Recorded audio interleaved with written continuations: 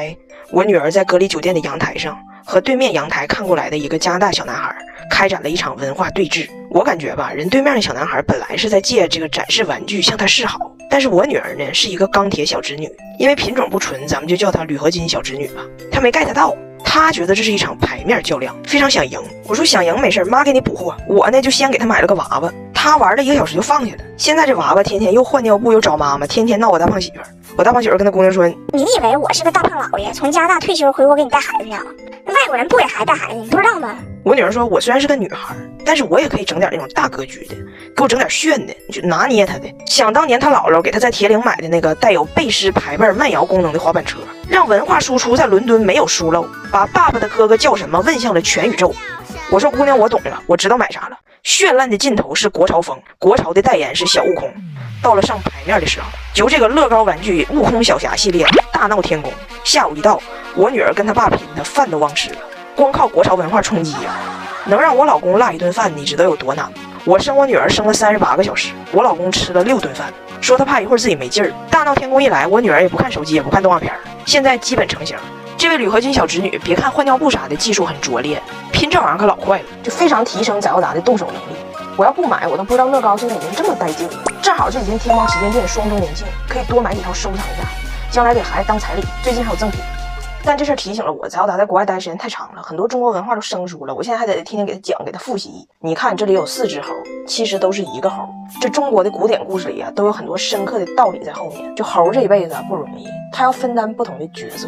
就比如你爸在你心中呢，可能是齐天大圣，但是在看妈妈视频的叔叔阿姨心中呢，他永远是弼马温。弼马温，哎呦，我现在太想抱着儿子进去陪他俩玩了。就咱们都回想一下，就别说我了，就上一次你们的全家人聚在一起，不看手机，就专心致志做一个事儿，是啥时候？我都想不起来，因为我小时候我爸我妈也不陪我玩 BP 机，可能是。我女儿现在已经彻底忘记了那个对面看过来的小男孩，那个小男孩可能永远也不会明白，打败他的不是距离，不是语言，也不是家世，是猴，是猴。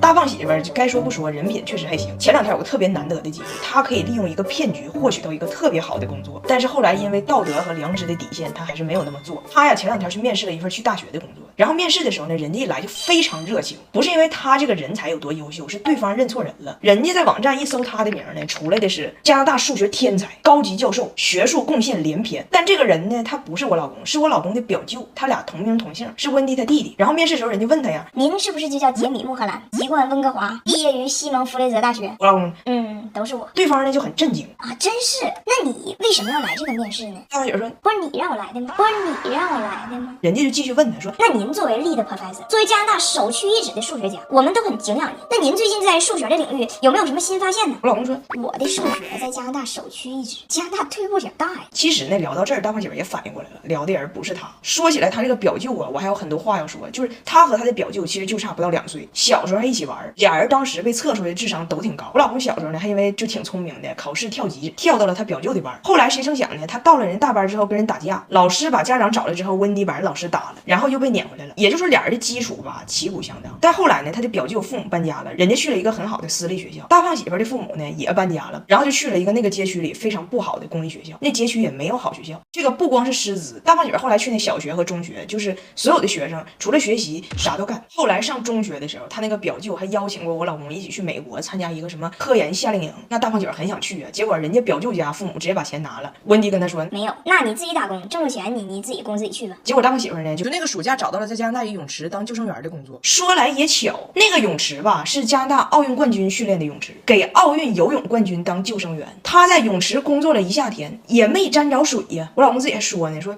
我还寻思呢，你说如果哪天出现一个意外，我一个猛子救一个人，是不是还有可能给个奖金啥的？结果那帮人游的那叫一个稳呐，那家教练一吹口哨跟蛤蟆疯了似的。我那个班上的没有上班，只有坐班，坐了一屁股痱子，人都作废了。反正最后就是夏令营钱还没赚着，夏天悄悄过去了，俩人的差距就是这么拉开的。然后这次面试被认错，大胖媳妇受了一点小刺激，就忆往昔呀。然后跟俺家1年级翟奥达说，你爸小时候爱学习，当年要是有人像我培养你那样培养我，出来了。我说翟奥达比你强，你看这小圆学练机，能学还能练，教材同步全都有。虽然这个屏看着有点不太花哨，但是手写墨水屏特别护眼，真就像写在纸上一样，还能 AI 批改七艺题库智能推题，因材施练。像你如果没有能力辅导，他能拍照讲解，拍出来自己收录错题就很省心。后来大胖媳妇就跟人戳破了，说这人呢是我舅，不是我，但是我俩呢也差不多。人家说啊，那你展开说说吧。大胖媳妇说，你看他啊，我告诉你，有些外国人不爱坐班，我虽然不爱上班，但是我爱坐班。我因为爱坐班都作废了，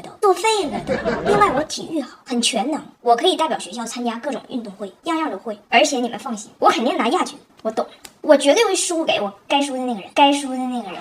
对方说行，你的情况我们了解了，你回去等通知吧啊，我们研究研究。大胖媳妇说啥时候给通知啊？人家说你先回去，我们研究研究啊。回家了，我说咋样，工作拿着没呀？你感觉？他把整个事儿叙述一遍，然后跟我说，所以你是什么看法？我拿着没？我说你觉得呢？人说研究研究，他说我觉得我拿着了，拿着了。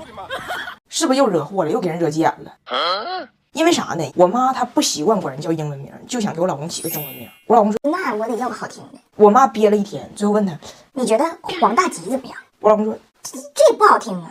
再说我为什么要姓黄啊？我认识的姓黄的就仨人，物业室那个叫黄哥，故宫里那个叫皇帝，医院门口的叫黄牛，没了。我为啥要跟他姓呢？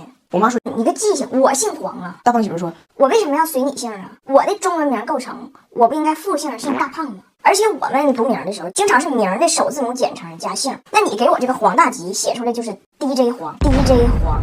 我不喜欢 DJ， 我是个田径的人。我妈说你不懂大吉多好啊，好在它的寓意。我们中国人讲究这个，把好的寓意进行一个简缩，哎，成为你的名。大胖媳妇说啥寓意呀？拿出手机用字典一查，逼个 luck 呀，再进行一下简缩，我的名就叫黄逼辣，黄逼辣。